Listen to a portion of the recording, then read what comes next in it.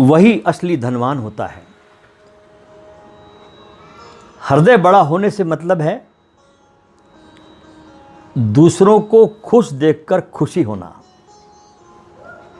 अभी हालत क्या है? दूसरों को आनंदित, खुशी, प्रेमपूर्ण देखकर हमारे भीतर जलन और ईर्ष्या पैदा होती है। और दूसरों को देखकर दुखी होना, यह है बड़े हृदय की बात। जब आपकी करुणा, मैत्री, मंगल भावना जाग पड़े तो समझो कि आप असली धनवान बनने की राह पर अग्रसर है। फिर चाहे आप भौतिक रूप से कंगाली का जीवन ही व्यतीत क्यों ना कर रहे हो, क्योंकि जब आप दूसरे के बारे में सोचते हैं, उसके कल्याण के लिए, तब ईश्वर आपके बारे में सोच रहा होता है। और जब आप अपने अपने बारे में सोचते हैं ना, ईश्वर आपसे बहुत दूर हो जाता है। यह बात कहने और सुनने में भले ही आपको अजीब लग रही हो, लेकिन इस कहानी से आप इस सत्य को हृदय में उतारेंगे तो इसको समझ सकेंगे। कहानी इस प्रकार है कि एक बार भगवान श्री कृष्ण और उनके मित्र सखा अर्जुन नगर का भ्रमण कर रहे थे। देख रहे थे कि नगर में सब ठीक ठाक है, कुशल मंगल तो है। तभी उन्हें एक ब्राह्मण भिक्षा मांगते हुए दिखाई दिया। अब ब्राह्मण देवता को भिक्षा मांगते हुए देखकर अर्जुन को उस पर दया आ गई। सोचा, मुझे ब्राह्मण की सहायता जरूर करनी चाहिए। और उन्होंने स्वर्ण मुद्राओं से भरी एक पोटली ब्राह्मण को भेंट में दे दी। स्वर्ण मुद्राओं की पोटली को पाकर ब्राह्मण तो बहुत खुश हुआ। अर्जुन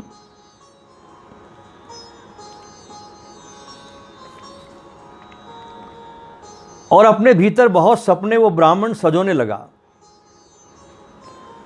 सपनों की दुनिया में खोया हुआ वो ब्राह्मण, जब पैसा आ जाता तो आदमी कितने ख्वाब देखता ना, ऐसे ये ब्राह्मण सपनों की दुनिया में खोया हुआ अपने घर लौट ही रहा था। तभी रास्ते में उसे प्यास लगी। पास ही एक कुआं था, अतः अपनी पोटली को उसने एक तरफ रखा और ब्राह्मण ने कुएं से पानी खींचना शुरू किया। तभी दुर्भाग्य से एक लुटेरा, जो काफी समय से उस मौके की तलाश में था और उस ब्राह्मण का पीछा भी कर रहा था, क्योंकि वो देख चुका था कि बहुत बड़ी संपत्ति की पिटारी इसको मिली है, स्वर्ण मुद्राओं से भरी हुई।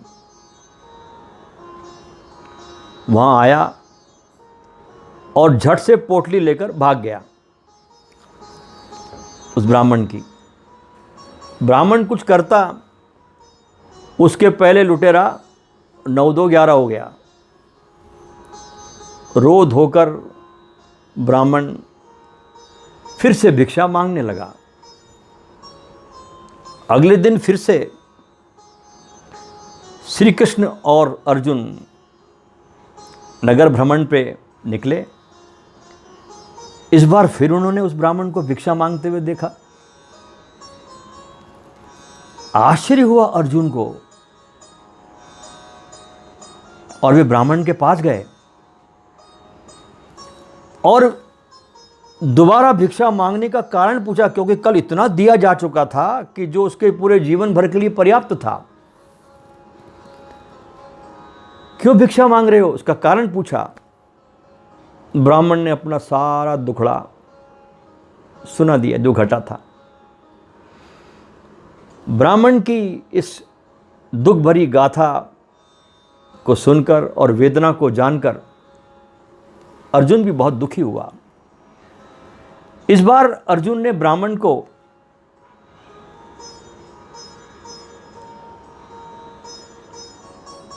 उससे बड़ी सहायता की।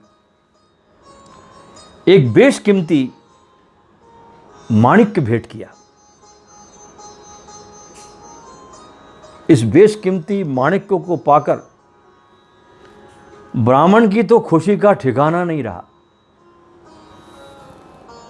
अर्जुन को बहुत बहुत आशीर्वाद दिए, धन्यवाद दिया और वो माणिक्य को सबकी नजरों से छिपाते हुए जल्दी से अपने घर पहुंचा।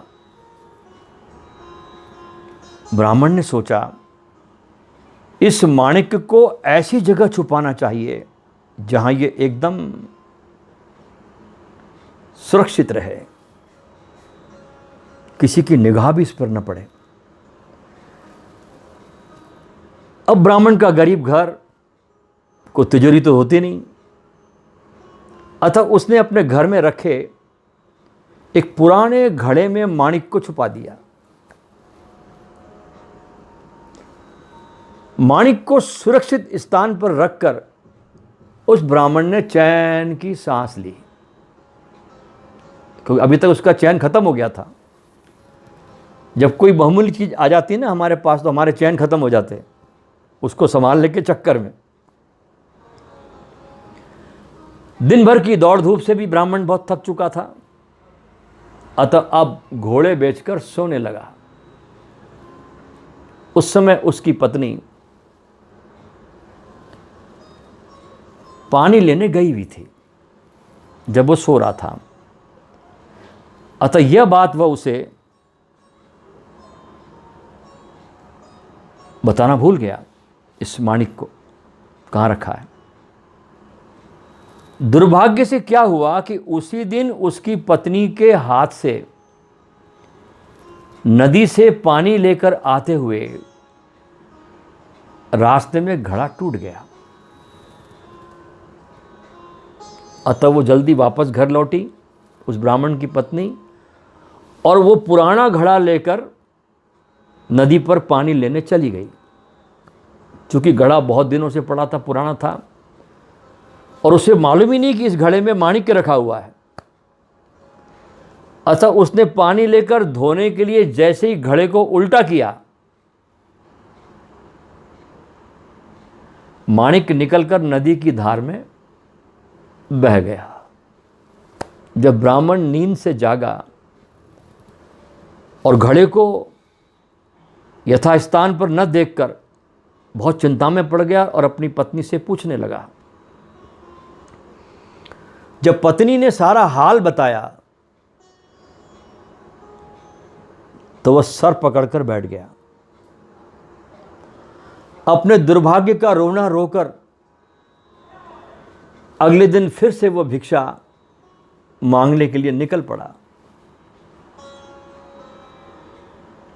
अगले दिन फिर जब श्री कृष्ण अर्जुन नगर भ्रमण के लिए निकले तो उन्होंने फिर से ब्राह्मण को भिक्षा मांगते हुए दरिद्र अवस्था में देखा।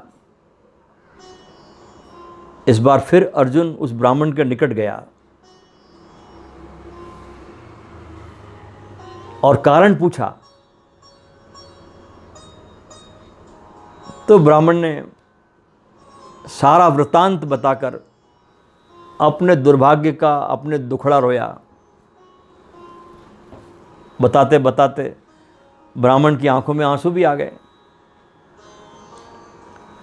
अब तो अर्जुन ने भी सोच लिया कि इस ब्राह्मण की किस्मत ही खराब है, इसके जीवन में सुख है ही नहीं। तभी श्री कृष्ण वहां आए और उन्होंने ब्राह्मण को 2 पैसे भेंट किए। यह देखकर अर्जुन हंसते हुए बोला, हे केशव, जब मेरी दी हुई मुद्राएं और माणिक्य इस अभागे की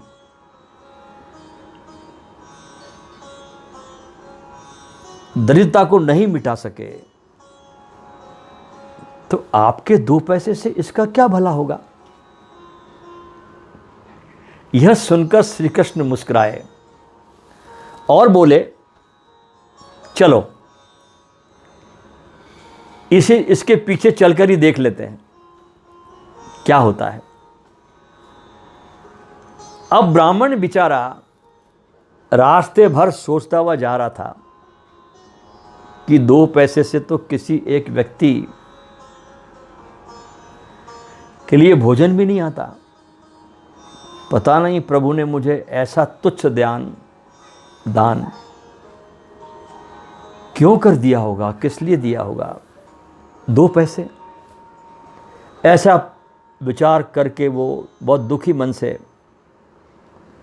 जा ही रहा था कि 2 पैसे से कुछ नहीं आता। तभी उसे रास्ते में एक मछुआरा दिखाई दिया जो मछली पकड़ते हैं, और ब्राह्मण ने देखा कि मछुआरे के जाल में एक बहुत प्यारी सी नन्ही सी मछली फंसी हुई है, जो अपनी जान को बचाने के लिए बहुत तड़फ रही है। ब्राह्मण को उस नन्ही मछली पर दया आ गई। वो दया से भर गया मछली के लिए। ब्राह्मण ने सोचा, इन 2 पैसों से तो कुछ होना जाना है नहीं, मैं ऐसा करता हूं कि इस मछली की ही जान बचा देता हूं। ब्राह्मण की करुणा जाग उठी और उसने मछुआरे से मछली खरीद कर उस 2 पैसे में अपने पानी के कमंडल में डाल ली और उसे जहां से वो थी नदी में, उस नदी में उस मछली को छोड़ने के लिए चल पड़ा। ब्राह्मण मछली को लेकर के अपने कमंडल में, जिसमें पानी था, बाजार से गुजर ही रहा था कि उसने एक चमत्कार देखा कि मछली के मुख से कुछ निकला और ये वही माणिक्य था जो उसने अपने पुराने घड़े में छुपाया था। अपने खोए हुए माणिक्य मिलने की खुशी में ब्राह्मण जोर से चिल्लाने लगा, मिल गया, मिल गया, मिल गया। तभी संयोग की बात है कि वो लुटेरा जिसने ब्राह्मण की मुद्राएं लूटी थी, वो भी उस समय उसी बाजार में खड़ा था। उसने ब्राह्मण को चिल्लाते हुए देखा तो सोचा कि निश्चय ही ब्राह्मण ने उसे पहचान लिया है, इसलिए चिल्ला रहा है कि मिल गया, मिल गया, मिल गया। अब जाकर ब्राह्मण राज दरबार में उसकी शिकायत करेगा। ऐसा सोचकर लुटेरा भय से बहुत कांपने लगा। लुटेरे ने ब्राह्मण के पास आकर क्षमा याचना की और इस क्षमा याचना करने में ही अपनी भलाई समझी। लुटेरा भय से कांपते हुए दोनों हाथ जोड़कर ब्राह्मण के पास गया और क्षमा याचना करते हुए सारी मुद्राएं, वो पूरी पोटली ब्राह्मण को लौटा दी। यह देखकर अर्जुन भगवान श्री कृष्ण के समक्ष नतमस्तक हो गए और बोले, हे केशव, हे मेरे प्रभु, ये कैसी लीला है कि जो कार्य मेरी दीवी स्वर्ण मुद्राएं और माणिक्य नहीं कर सके,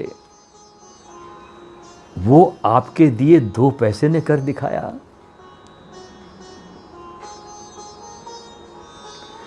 योगेश्वर भगवान श्री कृष्ण बोले, हे अर्जुन, उस समय में और इस समय में फर्क केवल ब्राह्मण की सोच का है। जब तुमने उस निर्धन ब्राह्मण को मुद्राएं और माणिक्य दिए, तब उस ब्राह्मण ने केवल अपने ही सुख के बारे में सोचा, अपने स्वयं के स्वार्थ के लिए सोचा। किंतु जब मैंने उसे 2 पैसे दिए, तब उसने दूसरे के दुख को दूर करने के विषय में सोचा।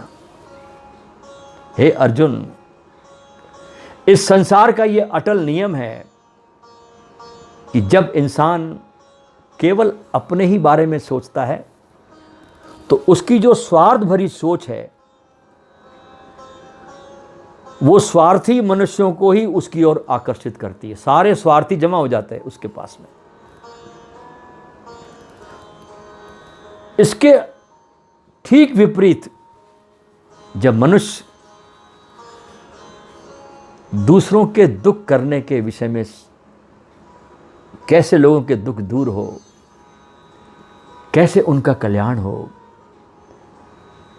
इसके विषय में सोचता है, तो ईश्वर सहित ये पूरी प्रकृति भी उसके दुखों को दूर करने की चेष्टा करती है। हृदय में जिसने मैत्री भावनाएं प्राप्त कर ली, उसके लिए संसार एक परिवार हो जाता है।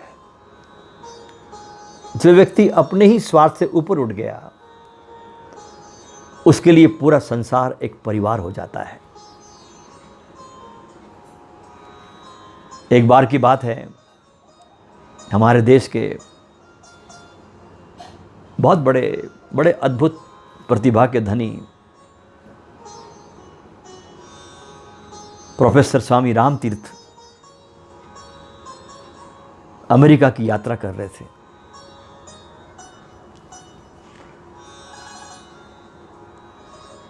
उनके पास अपने शरीर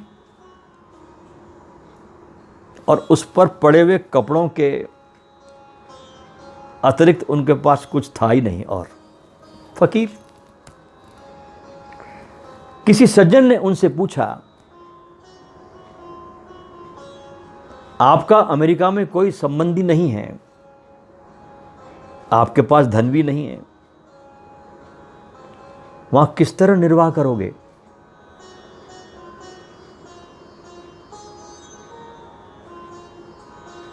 राम ने उस पूछने वाले आगंतुक की ओर देखकर कहा, मेरा एक मित्र है। उसने पूछा, वो कौन है? उस व्यक्ति ने फिर पूछा कि वो है कौन? राम मुस्कुराए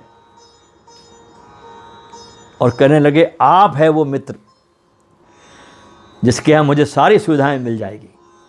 और सचमुच में राम की वाणी, उनकी आत्मीयता का कुछ ऐसा प्रभाव पड़ा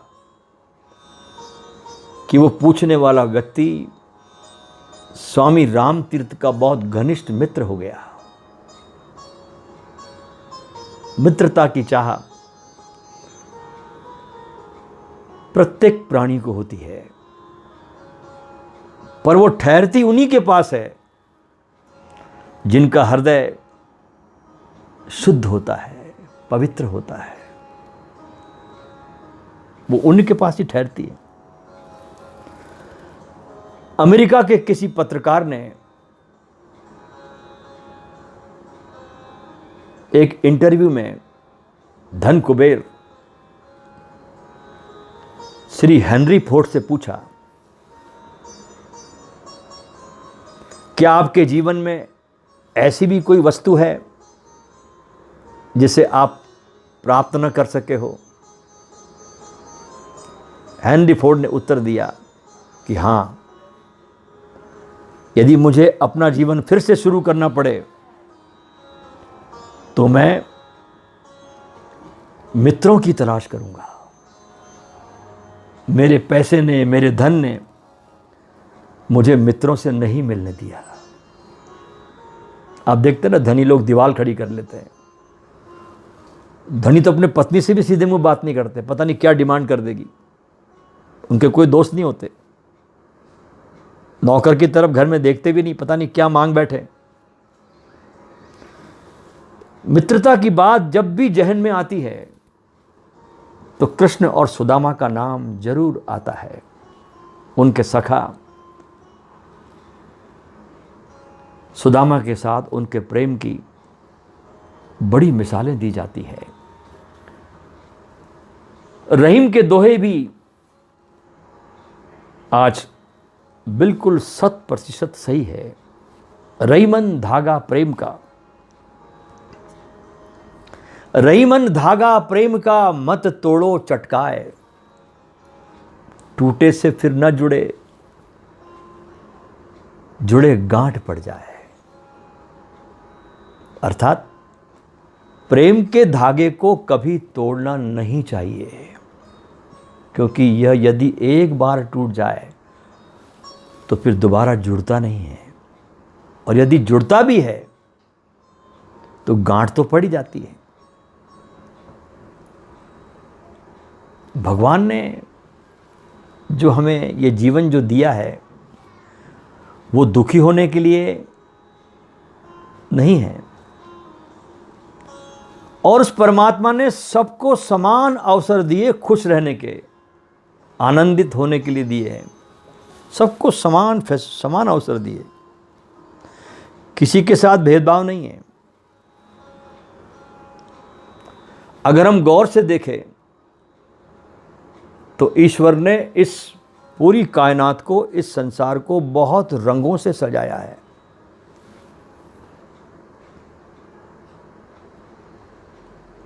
और उसमें सबसे जो गहरा रंग है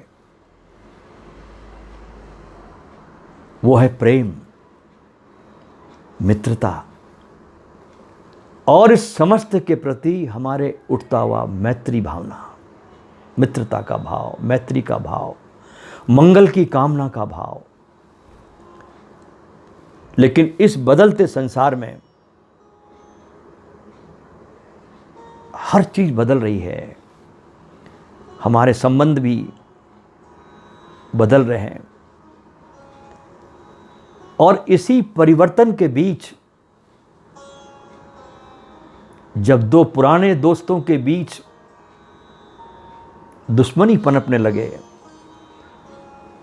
तो उन्होंने अपने दोस्ती के दिनों को याद करना चाहिए। और ये बात जब दो मुल्कों के दरमियान हो तब तो उनके लिए अपने दोस्ती के दिनों को याद करना और भी अहम हो जाता है,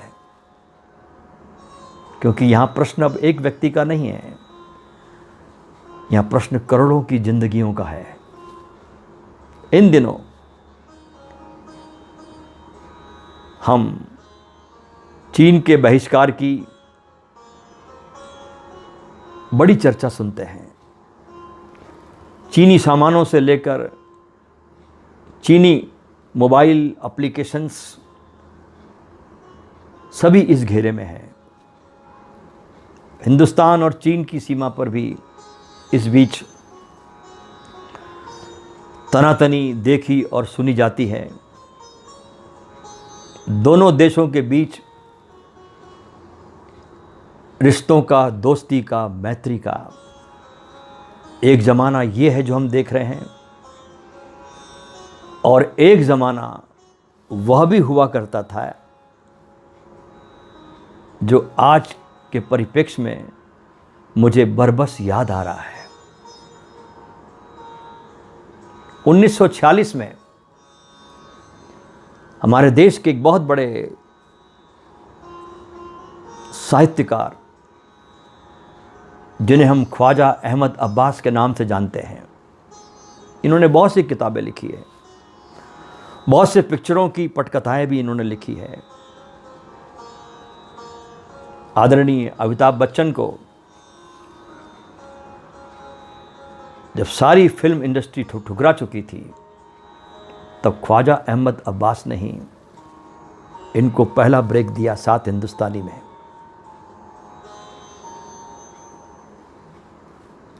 उनकी एक बड़ी प्रसिद्ध किताब है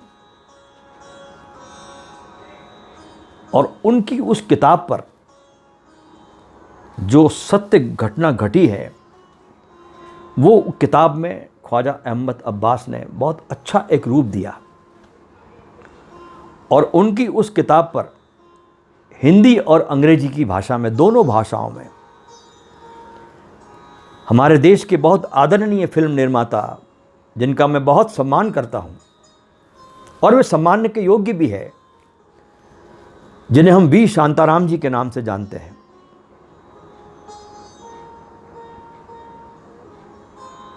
उनके द्वारा उस ख्वाजा अहमद अब्बास की पुस्तक पर और जो सत्य घटना पर आधारित है फिल्म बनी, जिस फिल्म का नाम था डॉक्टर कोटनिस की अमर कहानी।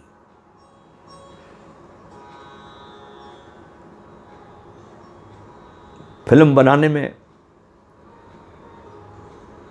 ऐसे पागल थे शांताराम कि कभी कभी बहुत धन का अभाव भी हो जाता था।